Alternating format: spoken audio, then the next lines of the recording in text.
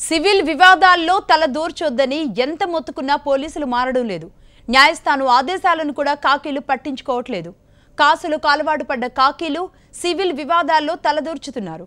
కొమరం భీం ఆసిఫాబాద్ జిల్లా పోలీసులు ఓ వివాదంలో జోక్యం చేసుకుని సెటిల్మెంట్ చేశారు.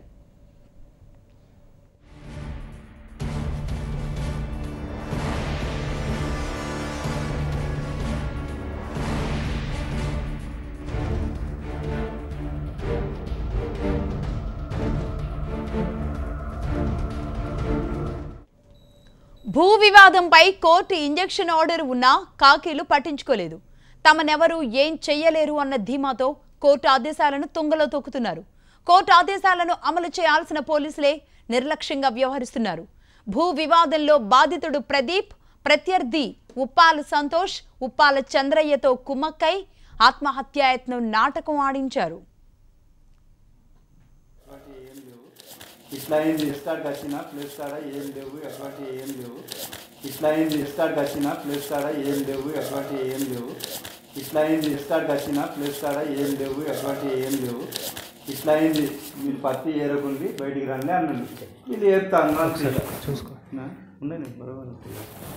వీళ్ళు ఏరుతాను ఏదన్నా ముసలోడు చెప్పిన వీళ్ళు ఏరుతాను. ఆలము అటేది పడదేయమ్మా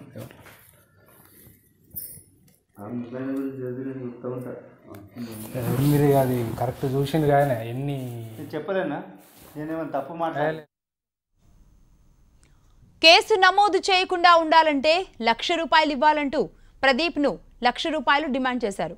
ఈ వివాదంలో ఎస్ఐ రమేష్, ఏఎస్ఐలు యాదవ్, అఫ్జల్ ఖాన్లు తొలి విడతగా ₹25,000 లంచం తీసుకున్నారు. బాధితుడు ప్రదీప్ ₹25,000 డబ్బిస్తూ ఉండగా పోలీసులు తీసుకుంటున్న దృశ్యాలు హెచ్ఎంటీవీకి చిక్కాయి. ఆ దృశ్యాలే మీరు రైట్ బాక్స్ లో చూస్తున్నారు. దీనికి సంబంధించి మనతో మాట్లాడడానికి బాధితురాలు వరలక్ష్మి ఫోన్ లైన్ లో ఉన్నారు. అమ్మా వరలక్ష్మి, అసలు ఏం జరిగిందమ్మా? హలో వరలక్ష్మి, నా మాట వినబడుతుందమ్మా? వినబడుతుంది మేడం. ఏం జరిగింది? మీరు ల్యాండ్ కి సంబంధించి పోలీసులను ఆశ్రయిస్తే వాళ్ళు ఏమన్నారు, ఒకసారి వివరంగా చెప్తారా? ఇంజెక్షన్ ఆర్డర్ మాకుండగా తప్పుడు కేసులు బనాయించి డబ్బులు డిమాండ్ చేస్తున్నారు మేడం. డబ్బులు డిమాండ్ చేసి న్యాయం కోసం పోలీస్ స్టేషన్కి వెళ్తే మాకేం న్యాయం జరగట్లేదు. హరాస్ చేసి డబ్బులు తీసుకొని దీకొండ రమేష్, ఏఎస్ఐ అఫ్జల్ ఖాన్ డబ్బులు ఇస్తేనే మీకు ఏదైనా ఉంటది, లేకుంటే ఉండదని మా పత్తి జైల్లో పత్తిని కూడా 30 క్వింటల్ల వరకు తీసుకెళ్ళింది మేడం ప్రత్యర్థులు. తీసుకెళ్తే మేము కేసు కోసం చెప్తే అదేం పట్టించుకోవట్లేదు. వాళ్ళని హైడ్రామా ఆడిచ్చి ఆత్మహత్య కేసుగా హైడ్రామా ఆడిచ్చి ₹1,00,000 డిమాండ్ చేస్తూ మమ్మల్ని అసలు పట్టించుకోవట్లేదు. స్టేషన్కి వెళ్ళి కంప్లైంట్ ఇచ్చినా ఏం తీసుకోవట్లేదు. మరి డబ్బులు ఎవరు ఇస్తున్నారు? ఇప్పుడు అక్కడ డబ్బులు ఇస్తున్నారు, తీసుకుంటున్నారు, ఆ దృశ్యాలు మాకు కనబడుతున్నాయి. దీకొండ రమేష్ అదేంటి ఆ యాదవ్ ను పంపించింది మేడం డబ్బుల కోసం. 25,000 తీసుకుంటుంటే 25,000 తీసుకొని వెళ్ళాడు. మీ ఇంట్లోనేనా? యాదవ్ వచ్చాడు. అవునండి, మా ఇంట్లోనే. మరి మీరు పై అధికారులకి ఎవరికి చెప్పలేదా? చెప్తున్నాం మేడం, చెప్తే ఎవరు ఏం పట్టించుకోవట్లేదు. డిఎస్పీకి గారికి చెప్తే ఎస్ఐ తర్వాత అని అంటున్నాడు. ఎస్ఐకి కంప్లైంట్ ఇస్తే ఎస్ఐ తీసుకోవట్లేదు. ఇక్కడ ఏం న్యాయం జరగట్లేదు. 24 గంటలు స్టేషన్ ఆన్ లో ఉంటే కంప్లైంట్ ఎప్పుడైనా తీసుకోవాలంటే స్టేషన్ లో ఎస్ఐ లేని మేము కంప్లైంట్ తీసుకోము, ఎస్ఐ తర్వాతనే మాట్లాడండి, మీకు ఆళ్ళ తెచ్చుకోండి అని ₹1,00,000 డిమాండ్ చేసి అసలు ఏం పట్టించుకోవట్లేదు. ₹1,00,000 ఇస్తేనే మీకు ఉంటది, లేకుంటే తప్పుడు కేసులు బనాయిస్తామని బెదిరిస్తున్నారు మేడం. ఓకే అమ్మా, మరి సాక్ష్యాధారాలు కనబడుతున్నాయి మనకి హెచ్ఎంటీవీలో. మరి అధికారులు ఎలా స్పందిస్తారో చూద్దాం. ఇప్పుడు మనతో మాట్లాడిన వరలక్ష్మి బాధితురాలు, ఈమె కొడుకైన ప్రతాప్ ఫోన్ లైన్ లో ఉన్నారు జరిగింది చెప్పడానికి. ప్రతాప్, చెప్పండి, ఆత్మహత్య నాటకం ఆడించిందంతా అది నాటకం అని తెలుసా? పోలీసులు ఏమంటున్నారు? వీళ్ళంతా అసలు ఎందుకు ఒకటయ్యారు? ప్రతాప్, పోలీసులు వాళ్ళు అడిగిన ₹1,00,000 మేము ఇవ్వనందుకు మమ్మల్ని కావాల్సి మా చైన్లో సూసైడ్ గా ఒకటి అంటే ఒక హైడ్రామా ఆడిపించేసి నన్ను పోలీస్ స్టేషన్ కి తీసుకెళ్లారు మేడం. ఆ తర్వాత నేను ఏదైతే హ్యూమన్ రైట్స్ కమిషన్ లో ఒక కంప్లైంట్ వేశానో అంటే ఎవరు సూసైడ్ చేసుకోవాలని ఎవరికి చెప్పారు? పోలీసులు మా ప్రత్యర్థులు ఎవరైతున్నారో పుప్పాల చంద్రయ్య వాళ్ళిద్దరు. ఓకే, మనకి ఒక పెద్ద ఆయన కనబడుతున్నాడు, ఆయనతోనేనా ఇదంతా చేపించింది?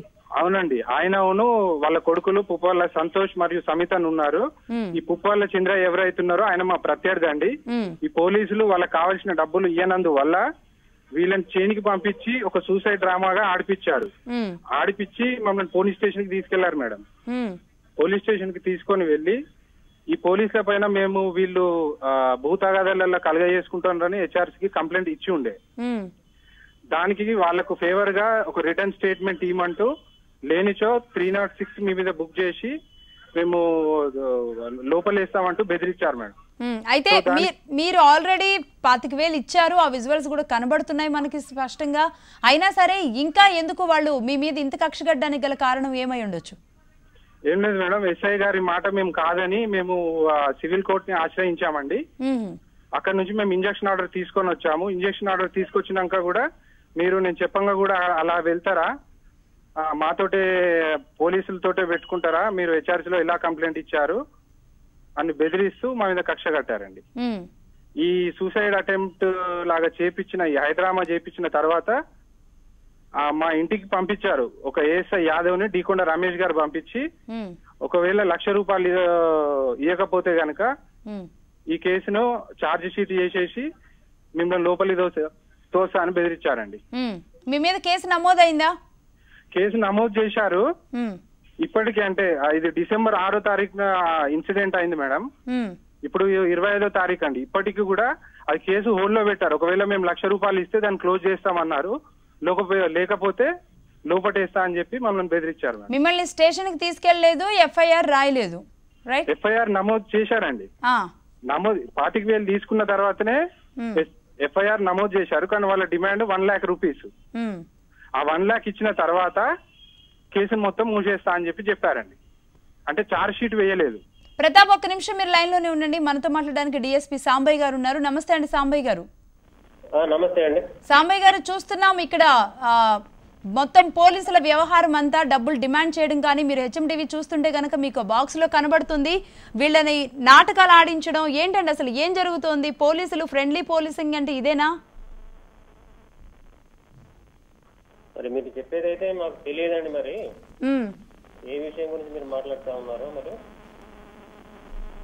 ఆత్మహత్య నాటకాలు ఆడించారంటున్నారు వీళ్ళు. సివిల్ కోర్టుకు వెళ్లి వాళ్ళు ఇంజక్షన్ ఆర్డర్ తెచ్చుకున్నారు, అయినా సరే నాటకాలు ఆడించి డబ్బుల కోసం డబ్బులు తీసుకుంటున్న దృశ్యాలతో సహా సాక్ష్యాధారాలు మనకు కనబడుతున్నాయండి. ఓకే అండి, అలాంటి ఏమైనా సాక్ష్యాలు ఉంటే రమ్మని చెప్పండి. మేము ఎవరైతే ఉంటారో వాళ్ళ మీద. అసలు మీ దృష్టికి రాలేదా ఇది డిసెంబర్ 5వ తారీఖు నుంచి జరుగుతున్న పరిణామాలని చెప్తున్నారు? మరి డబ్బుల విషయం కానీ ఇట్లాంటివి కానీ మా దృష్టికి అయితే ఎవరు తీసుకురాలేదండి పోలీసు వాళ్ళ మీద. ఒకవేళ మా దృష్టికి వస్తే మాత్రం తప్పకుండా మేము చర్య తీసుకుంటాం. ఓకేనండి, ఎందుకండి కింద ఎస్ఐలు, సిఐలు, ఏఎస్ఐలు ఈ స్థాయిలోనే ఇంత లక్షలు డిమాండ్ చేసే పరిస్థితుల్లో ఉంటే ఇక ఉన్నతాధికారుల దృష్టికి రాకుండా ఇంకెన్ని ఉండొచ్చు అంటారు? మరి మీరైతే ఇప్పుడు మొదటిసారి చెప్తా ఉన్నారు, ఇంతవరకు అయితే ఎవరు చెప్పలేదు. ఒకవేళ అట్లాంటి మా దృష్టికి తీసుకొస్తే మాత్రం తప్పకుండా మేము చర్య తీసుకుంటామండి. మమ్మల్ని కలవమని చెప్పండి. సాంబయ్య గారు, ఇలాంటివి చాలా జరుగుతూ ఉంటాయి.